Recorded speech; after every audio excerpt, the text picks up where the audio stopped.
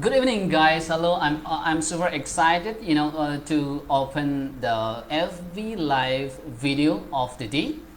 I just would like to start the session with one very important question. It could be a life-changing question for you and I. Yeah. So definitely, the question is do you guys planning to go abroad to study or for for your employment purpose?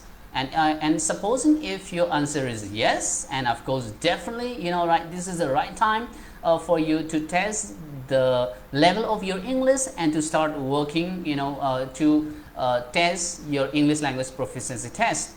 And of course, yeah, definitely. So I'm talking about the IELTS, IELTS.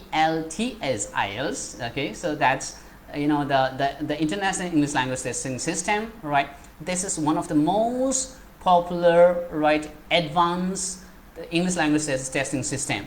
Oh, I'm sorry, I forgot to introduce myself, right? I'm Varun, and here joining with me is Monica.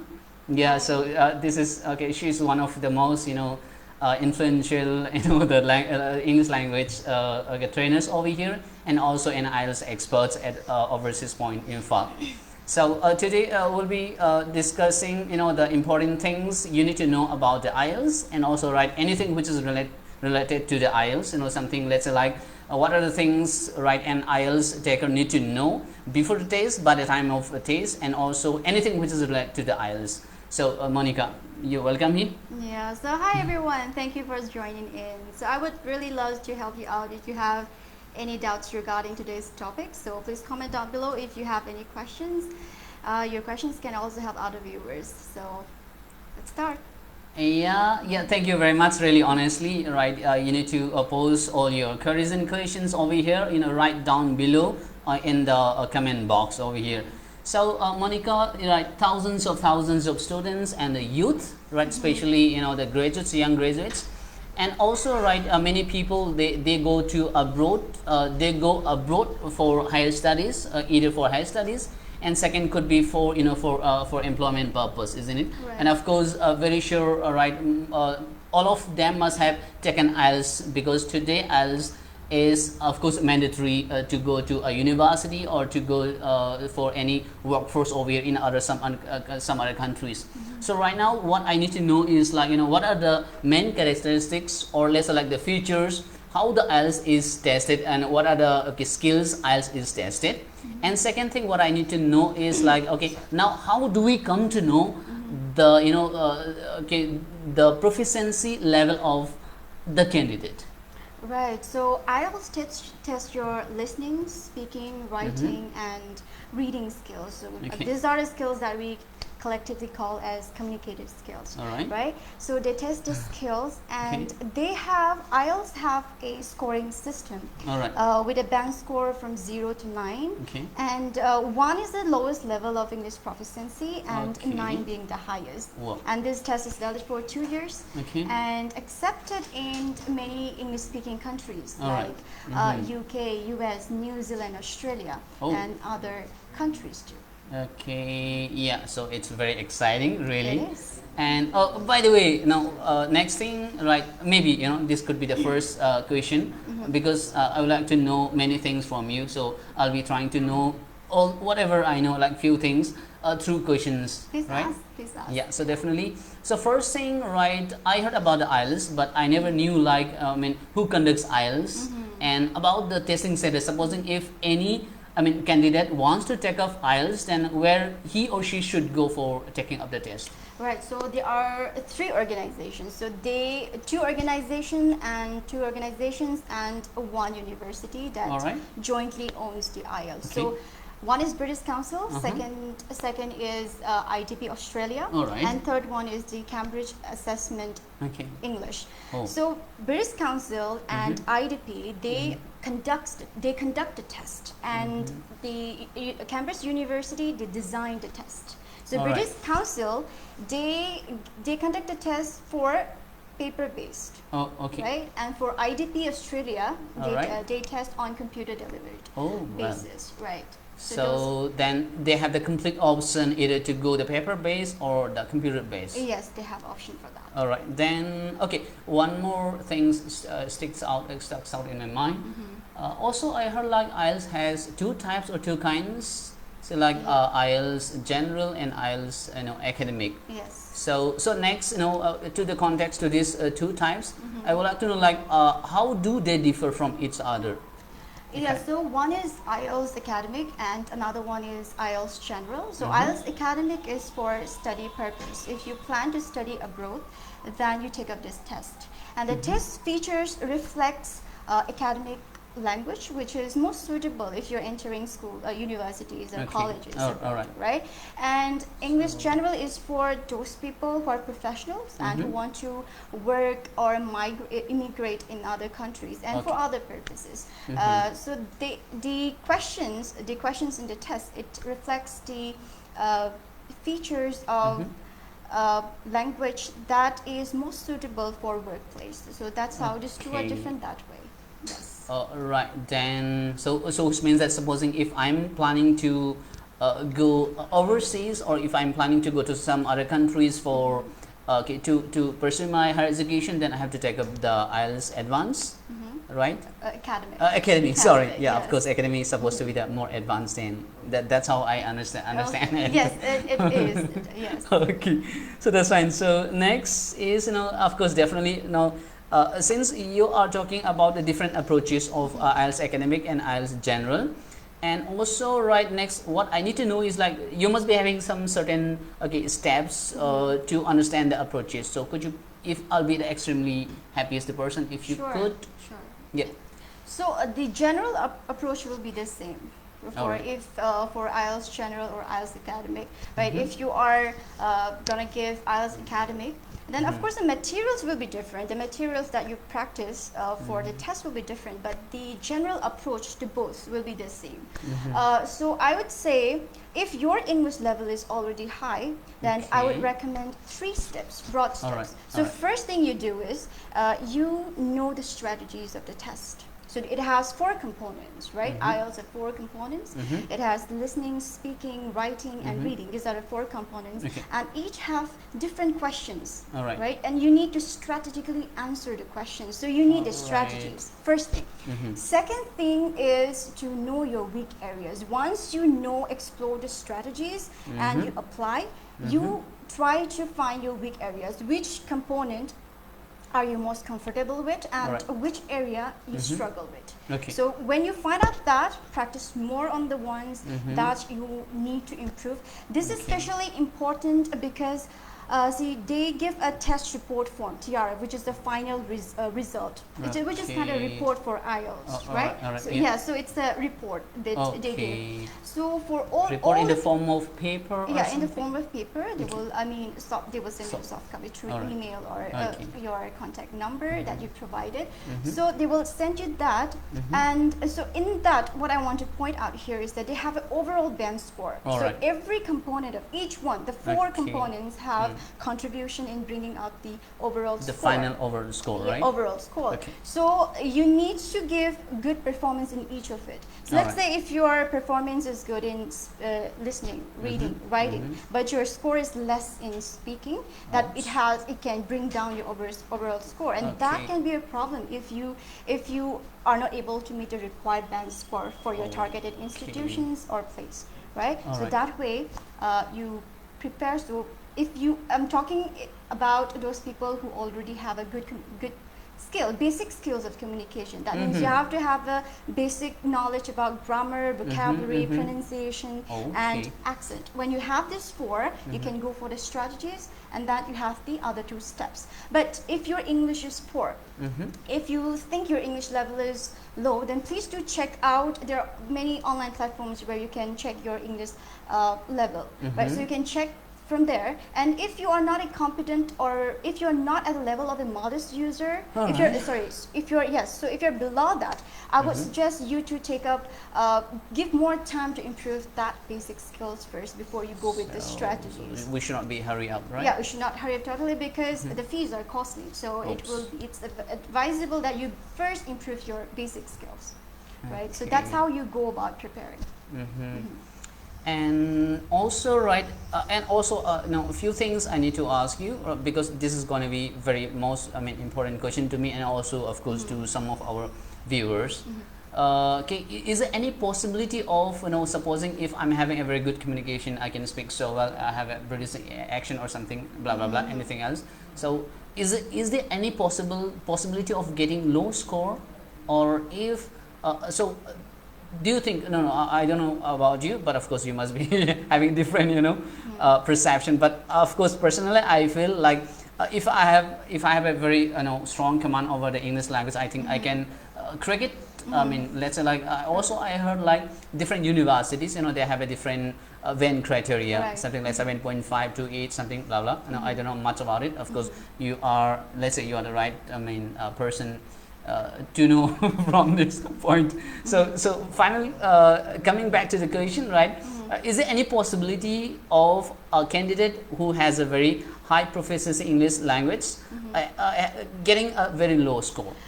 Yeah, so first thing I want to say, there is no failing, or no failing in this exam. It's just about the grades that you get. It's about whether you get the required band score or not. There is no failing, right? So it's not a very tough exam, but the thing is, you need to know that it's not just it's an exam, and they have an assessment criteria, right? So let's say for listening and reading, because it's totally based on how many wrong answers or right answers you give, right? So there is no subjective negative marking or something. There is no negative marking, of course. So I would suggest all to try answering all, even if you're not sure about it. But the thing is, writing and speaking are subjective, and since it's an exam, they have a different criteria. So you definitely need to know the structure of how to write an essay or how to write a report, which is basically the parts you have in writing. And task 1, right? Yes, task 1 and task 2. Task 1 is reporting, and task 2 is essay. So that way, that's for academic. So you do that, and so it becomes subjective. You need to know the strategies, and also because you are going to answer the questions in allotted time, so there's the pressure. So you need to know the strategies for that, right? So first thing, and also when you do that, the thing is, since it's subjective, you need someone to correct which are the areas that you need to improve, right? The academic, let's say for example, the academic writing, the writing that we are used to in schools and colleges here would definitely be different from the ones that is there in the elements they are looking in an essay in IELTS will be different with the one we already are used to, right? So that way, it is advisable that you know the structure, you know the strategies of answering the questions. So having a proper guidance on it is very important. And also, if you get a professional training, the advantage that you get is you have a very structured, systematic structure of how to explore the strategies and apply the strategies. So it is not something like I should write whatever I know, right? Definitely not.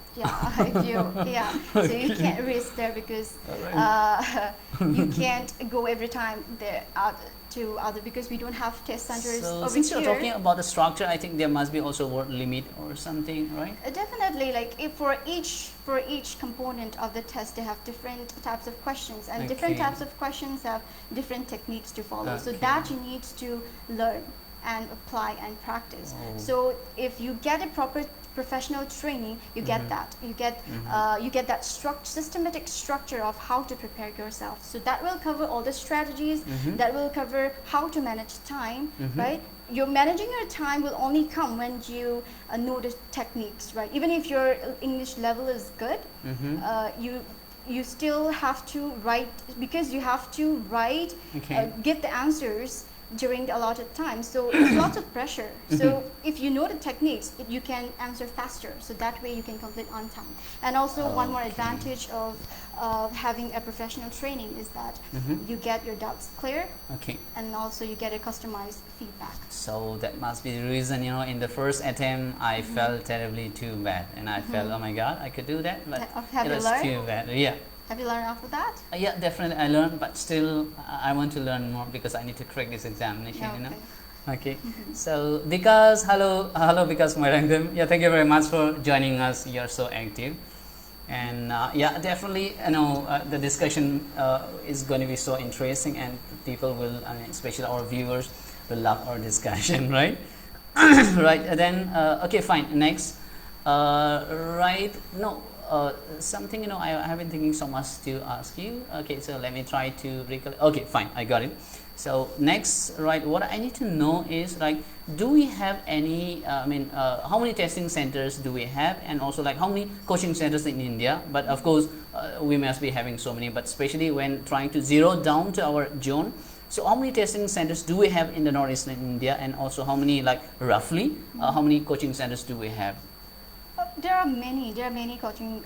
So you're asking the coaching centers, right? So coaching centers, test centers are many. There are plenty of test centers and coaching centers across India, and especially coming to northeastern side. Yes, test centers we don't have yet in Manipur, but the nearest will be Guwahati, and test takers from here go to Kolkata and Gurgaon too.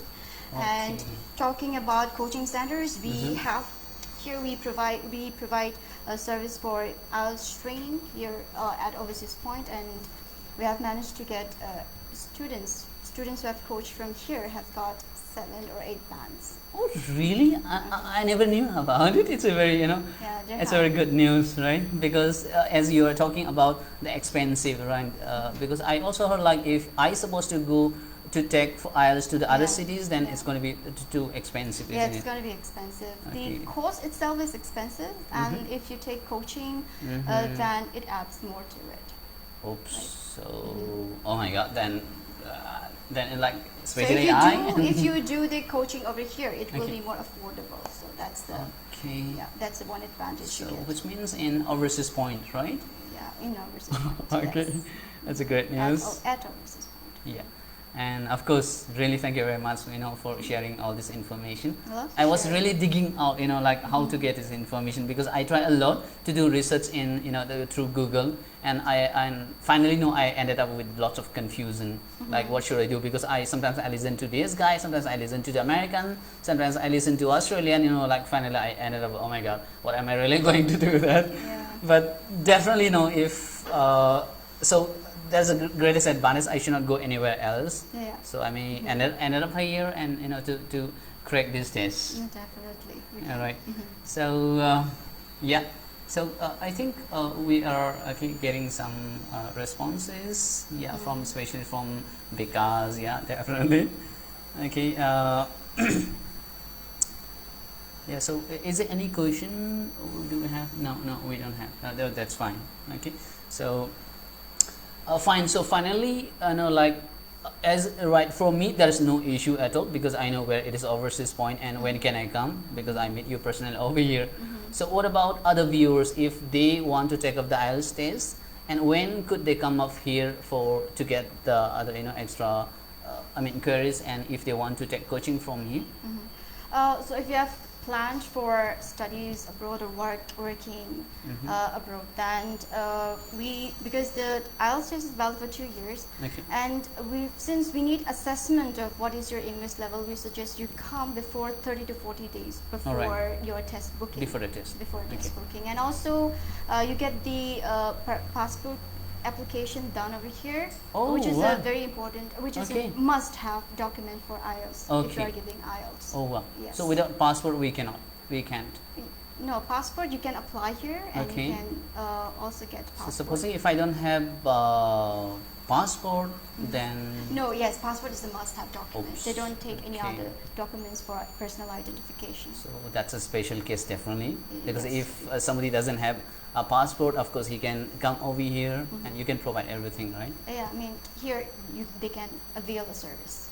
Yes. Wow, it's really, it's a, you know, mouth wide opening jaw drop down kind of opportunity we find over here. Yeah. Okay, so I think, you know, due to time concern, I think we cannot extend for a longer time. So finally, I just would like to thank each and every one of you who have been, you know, actively with us. And of course, you know, there is a great news also, right? I know, like every Saturday, the same time, the same forum, right at the moment. I mean, every Saturday, 7 p.m. right? 7 p.m. All right, we'll be having FB live video every Saturday, but at the same time. So with the new topics, with the new interesting topics, isn't it? Right. So yeah, so we are really expecting you guys to come and join us next Saturday, at the same time, at the same spot, in the same forum. Yeah. So for today, we are going to sign off. Bye bye for today. Thank you.